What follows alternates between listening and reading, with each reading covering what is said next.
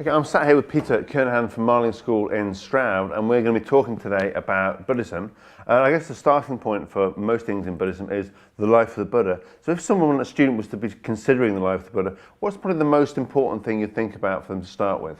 Well, the one thing to start with is what Keown tells us is that the name is not his name, it's an epitaph. It's a name that means enlightenment or awakenment. He was an awakened one.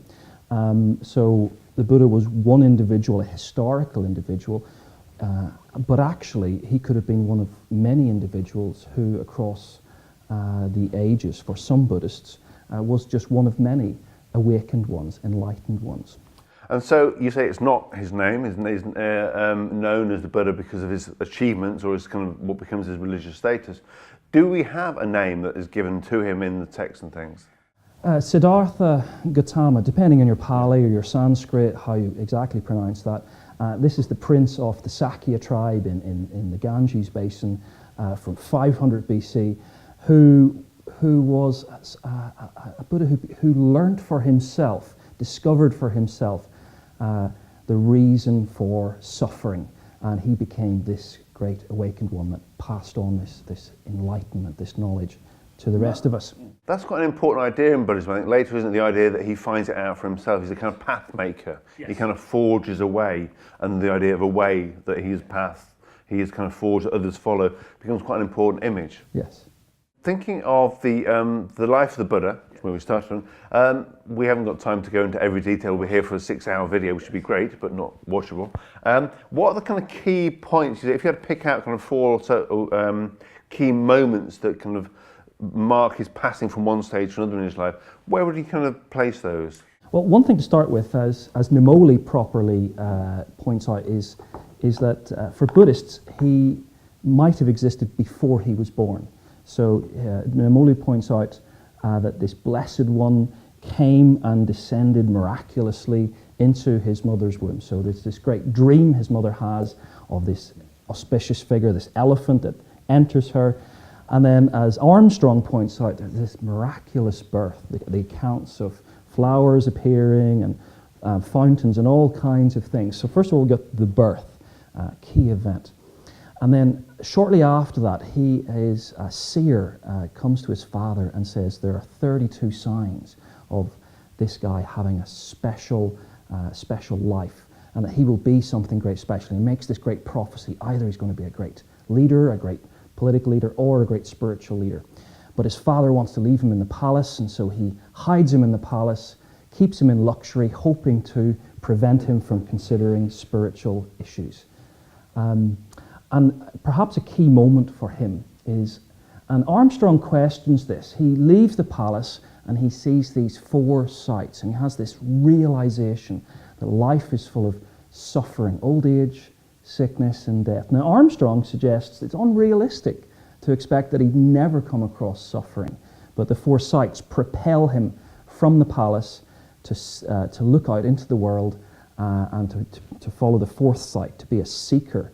There were many of them at the time, the Shamrana movement, who were these wandering holy men who wanted to seek out the meaning, the purpose of life, and for him the question of suffering. How do we escape samsara, the cycle, not of life, death, and birth, but as life, death, and as Armstrong says, life, death, not rebirth, but a death. Terrible condition, and he set out to conquer this great question. I think, interestingly, and if someone was wanting to be kind of critical in response to that point that kind of Armstrong raises about how realistic is this story that by that point he was married, how had he never had suffering and misery and understood the kind of imperfections in life? I think to ask that question, if you're being critical, yes, you would say to ask that is to miss the point. The point is that kind of that the story is there, and not as a true story, but as a truth-bearing story, and the truth it bears is that people can come to a kind of an epiphany, a sudden awakening about either the futility of life or the imperfections and everything that seemed wonderful can go from one day being wonderful and brilliant, all the luxury he lives in, to seeming cheap and tawdry and meaningless the next.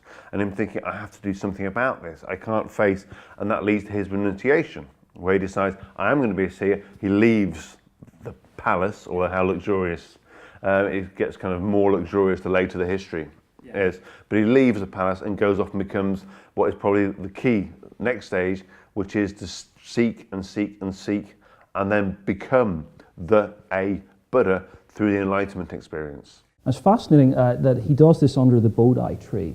Bodh Gaya is the place you can go to today. Many Buddhists will go there as one of their acts of pilgrimage to Bodh Gaya.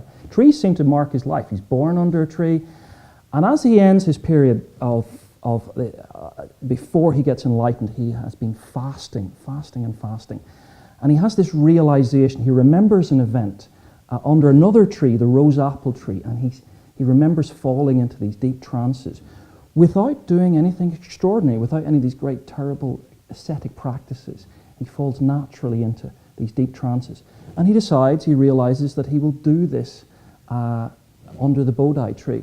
Now Armstrong again questions it, because the traditional texts say he just sort of wanders from this period of awful fasting to then meditation almost immediately in the text. And Armstrong says, is that again realistic?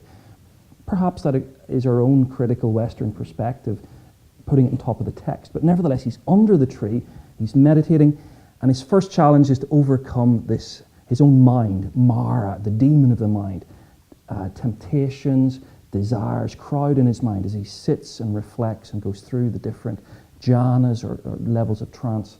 And Mara wants to stop him. Mara presents demons, presents temptations, but he overcomes these.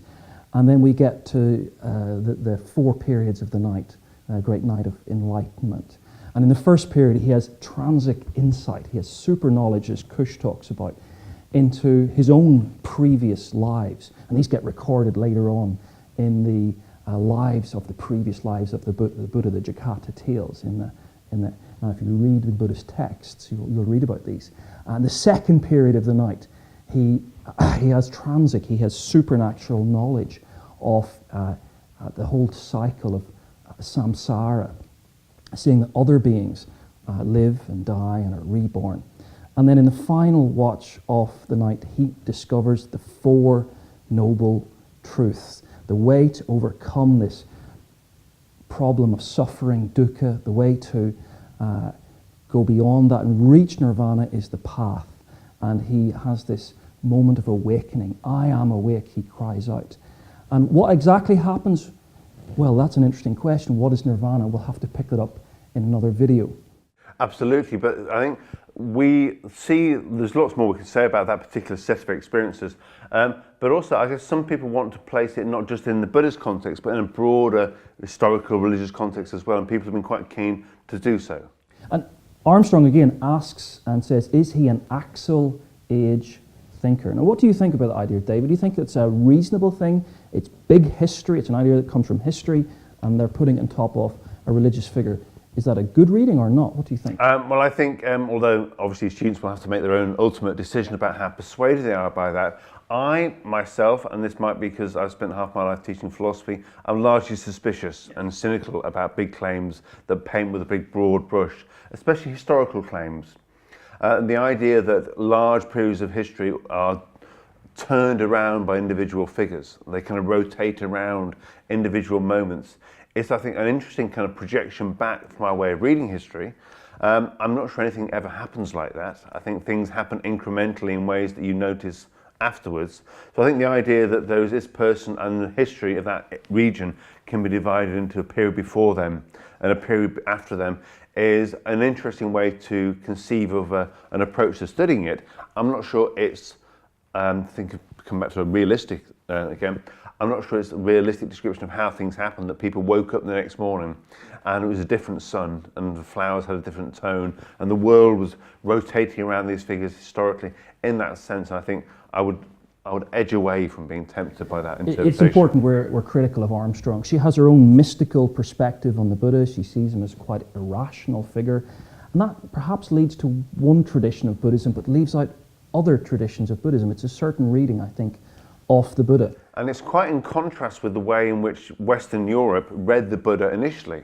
A lot of bored colonial administrators in the British Empire did an awful lot of research work on early Buddhism and were drawn to the idea that what seemed to be the case in the Theravada tradition was a seemingly rational religion. Now, that's a claim that's open to a lot of question, but the idea that the Buddha is a mystic and his enlightenment experience is fundamentally of a mystic nature is quite controversial. Many people who are now promoting the idea of mindfulness, drawn from the foundations of Mindfulness Sutta in Pali Canon, in early Buddhism, would actually say seems to not be what happens in meditation. And we'll come to mindfulness in another video. Absolutely, but I think that world of those studying mindfulness, those thinking about how Buddhism pans out, and certainly Buddhism understands itself in its first few hundred years as absolutely not mystical, as something interested in trying to work this out through empirical evidence, even if some of that evidence is